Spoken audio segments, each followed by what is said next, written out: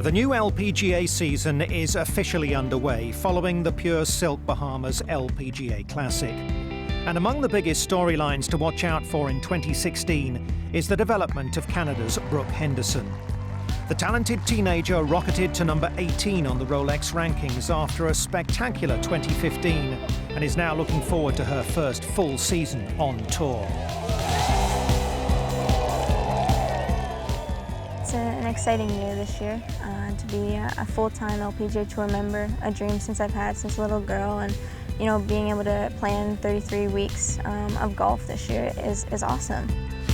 Henderson turned pro at the end of 2014 after reaching the #1 spot in the amateur world rankings. But by LPGA rules, she was still too young for Q school, so Brooke was forced to rely on a combination of sponsor invites and Monday qualifiers to gain LPGA experience. I was confident.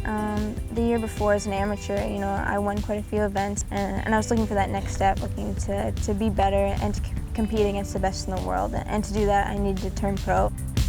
Brooke's sister, Brittany, is also an aspiring pro, and the two of them have taken it in turns caddying for each other. Ahead of the Portland Classic last year, Brittany was in the field, Brooke wasn't yet, and was keen to avoid caddying duties for her sister.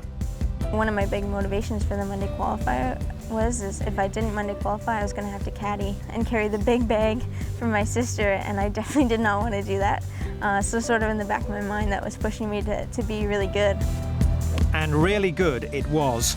Brooke shot 4 under in the qualifier to make the field, and then fired 4 rounds in the 60s to win the tournament by 8 shots, joining Lexi Thompson and Lydia Ko as the only players to win on the LPGA before turning 18.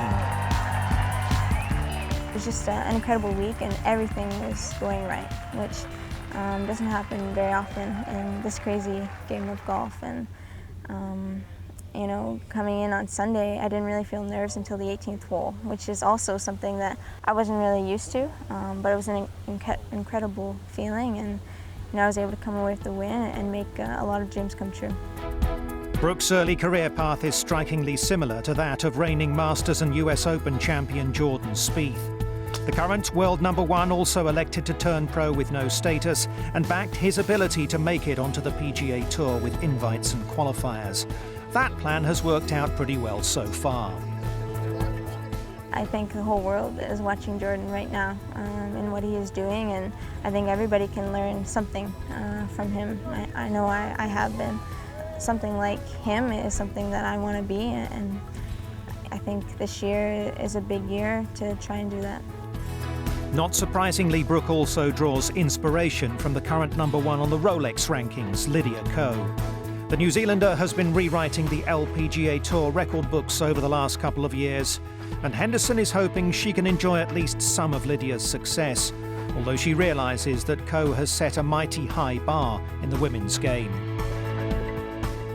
When I was 14, youngest ever to play in the Canadian Open, my first LPGA Tour event, and then Lydia goes and wins it. And that was kind of a big eye-opener. It was a big step for me, but I have this huge climb to make to be even close to where she is.